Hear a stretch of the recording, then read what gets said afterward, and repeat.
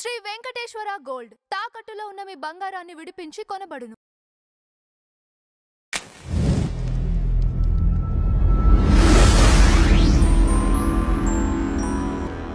ఇప్పుడు మనకి హిందువుల గ్రంథాల్లో చేసినటువంటి పాపానికి ఇంత శిక్ష అనేది ఉంటుంది. గరుడ పురాణం ప్రకారం కావచ్చు, లేకపోతే కర్మ అనేది ఒకటి ఉంటుంది. ప్రతి మనిషికి కర్మ అనేది అనుభవిస్తారు అనేది అంటే చేసిన పాపం చిన్నదైతే చిన్న పనిష్మెంట్, లేదంటే పెద్దదైతే పెద్ద పనిష్మెంట్. మరి ఈ బైబిల్ ప్రకారము పాపం చేసిన వారికి ఎటువంటి శిక్షలు ఉంటాయి, ఆ క్లారిటీ లేదు. అంటే నరకం స్వర్గం రెండే చెప్పారు. చిన్న దొంగతనం చేసినా నరకమేనా, హత్య చేసినా నరకమే. ఇఫ్ ఇన్ కేస్ ఇవన్నీ చేసి యేసుప్రభుని నమ్ముకుంటే ఈ నరకం నుంచి విముక్తి. అంటే ఈ విధంగానే ఉంది బైబిల్. మరి దీనికి శిక్షలు ఎలా ఉంటాయి? చిన్న చిన్న పాపం చేసిన వాళ్ళకి ఎలా ఉంటాయి, పెద్ద పాపం చేసిన వాళ్ళకి ఎలా ఉంటాయి? చిన్న పాపము పెద్ద పాపం అని ఇంకేమీ లేదండి బైబిల్లో. ఓకే, అంటే ఒక అబద్ధం చెప్పిన వాడికిను ఒక అత్యాచారం చేసిన వాడికి ఒకటే శిక్ష ఉంటుందా? అంతే. యెహోవా దృష్టిలో ఒకటే. ఇంకా ఇది చిన్న పాపము ఇది పెద్ద పాపము అన్నది ఏమీ లేదండి. ఇంకా పాపం అంటే ఆయన దృష్టిలో ఆయన మాట వినకపోయినా, ఆయన చెప్పింది చెయ్యకపోతేనే పాపం. ఇందాక చెప్పాను, ఆజ్ఞాతిక్రమమే పాపం. అంటే ఆయన మాట వినకపోవడమే పాపం. ఇంతే. ఆయన ఏం చేస్తాడంటే నరకానికి పంపించేస్తాడు. అది కొత్త నిబంధన వచ్చిన తర్వాత నమ్మి బాప్తిస్మం తీసుకున్నవాడు రక్షింపబడును, నమ్మని వానికి శిక్ష విధించబడును అని ఉందండి.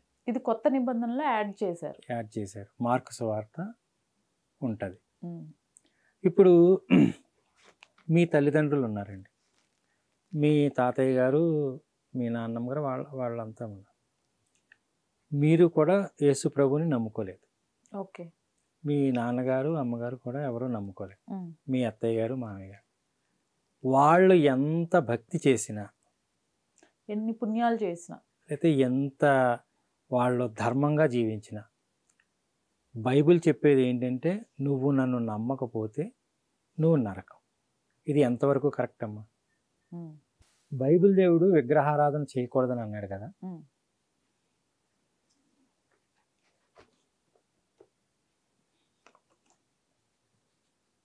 ఇది 500 నోట్. దీని మీద ఎవరు కనిపిస్తున్నారు? గాంధీ గారు కదండి. మనము లక్ష్మీదేవిని పూజిస్తాం.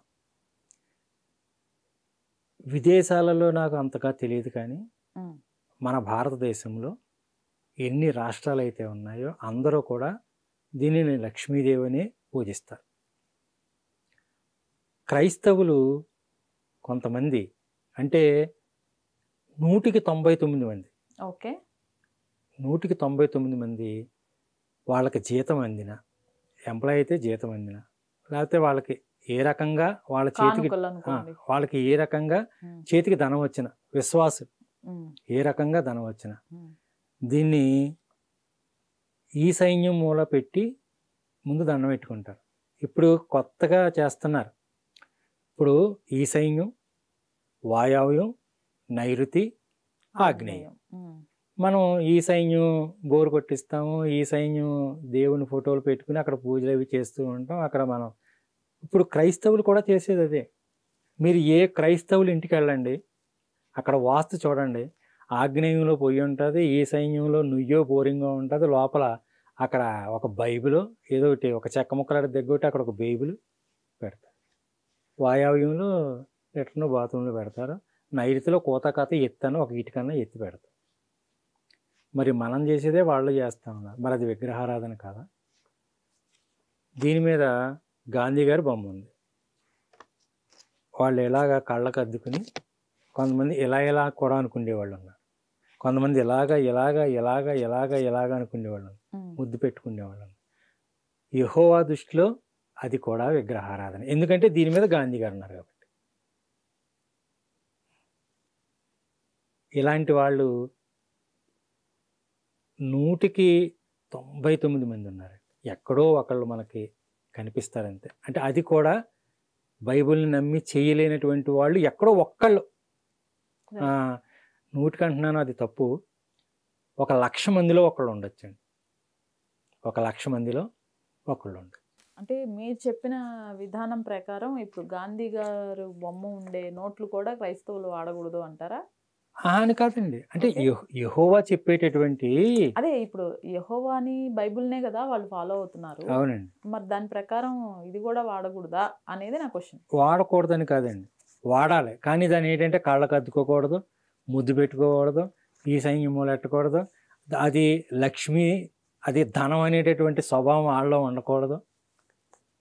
ఇప్పుడు 1,00,000 రూపాయలు ఉందనుకోండి, అలా పారేయాలి అంతే. ఇప్పుడు బైబిల్ ఉందనుకోండి, చాలామంది క్రైస్తవులు ఏం చేస్తారంటే చర్చికి వెళ్తారు, ఇంటికి వచ్చి బైబిల్ అలా పారేస్తారు. 1,00,000 రూపాయలు ఉన్నా అలా పారేయాల అంటే అది యెహోవా దృష్టిలో అది వాళ్ళకి లెక్కలేనట్టు అనమాట. ఓకే, 1,00,000 ఉన్నా లేకపోతే 10 లక్షలు ఉన్నా అలా పారేయాలన్నమాట. ఇప్పుడు బైబిల్ ఎవరన్నా వచ్చారనుకోండి ఇంట్లోకి, బైబిల్ని ఏం తీరు, వాళ్ళు ఏం పట్టుకోరు. ఈ బైబిల్ని ఎలాగైతే అక్కడ పెట్టేశారో వాళ్ళ ఇంట్లో ఉన్న ధనం కూడా అలా పెట్టేయాలి. అంటే వాళ్ళ మనసులో ఆ ధనం లేనట్టు లెక్క. అలా ఎవరు చేయగలరండి? బీరువాళ్ళు, లాకర్లలో రకరకాలుగా, అది కూడా విగ్రహారాధన యెహోవా దృష్టి. అందుకే మీ చేత నోటి తెప్పించి, అంటే ప్రజలకు తెలియాలి. మనము ఏదో చెప్తే వాళ్ళకి ఇలా చెప్తే అర్థమవుతుంది. ఈ విగ్రహారాధనని ఆయన ఒప్పుకోడు అనమాట. ఏమండి, నెక్స్ట్ పాయింట్కి వెళ్దాం. ఇంకొకటి, యెహోవా దేవుడు ఏం చేశాడంటే అండి, ఇశ్రాయేలు ప్రజలకి ఒక దేశాన్ని ఇవ్వటం కోసం 7 రకాల జాతుల మనుషుల్ని చంపించేసాడండి. వాళ్ళ మనుషులే కదా, వాళ్ళండి ఎంతో కష్టపడి ఆ దేశాన్ని సస్యశ్యామలంగా చేసుకున్నారు. పాలు తేనెలు ప్రవహించే దేశంగా చేసుకున్నారు వాళ్ళు. అలాంటి దేశాన్ని వాళ్ళందరినీ తరిమేసి చంపేసి ఈ ఇశ్రాయేలీలకి కట్టబెట్టాడు. ఎంత దుర్మార్గం అమ్మా ఇది. ఇప్పుడు మీ ఇల్లు ఉంది, ఎంతో కష్టపడి మీరు కట్టుకుని చక్కగా మీకు కావాల్సినట్టుగా నీట్గా అన్నీ ఉంచుకుని అన్నీ చేసుకున్నారు. ఆ ఇల్లు నాకు ఇచ్చేస్తానంటే ఎలా కుదురుతుంది? వేరే వాళ్ళు వచ్చి వేరే వాళ్ళు ఒక నియంత వచ్చి నాకు ఇచ్చేస్తానంటే ఎలా కుదురుతుందండి? లేదు, ఒప్పుకోం కదా. నీకంత సత్తా ఉంటే నువ్వు భూమిని ఆకాశాన్ని సృష్టించావు కాబట్టి ఒక చక్కని ప్రాంతాన్ని తయారు చేసి వాళ్ళకి ఇచ్చుంటే చాలా బాగుంటుంది.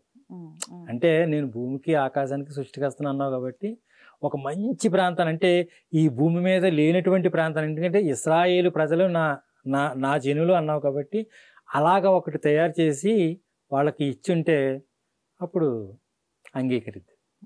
ఎవడదో వాడు కష్టపడి అన్నీ చేసుకుంటే ఆడిని తరిమేసి చంపేసి కొట్టేసి వీళ్ళకి ఇచ్చేస్తానంటే ఇది ఎంత దుర్మార్గం చెప్పండి. అలాంటి పనులు ఏమైనా శ్రీకృష్ణ పరమాత్మ చేశారా భగవద్గీతలో? అంటే ఇలాంటి తేడాలు అనేకమైనవి ఉన్నాయమ్మా.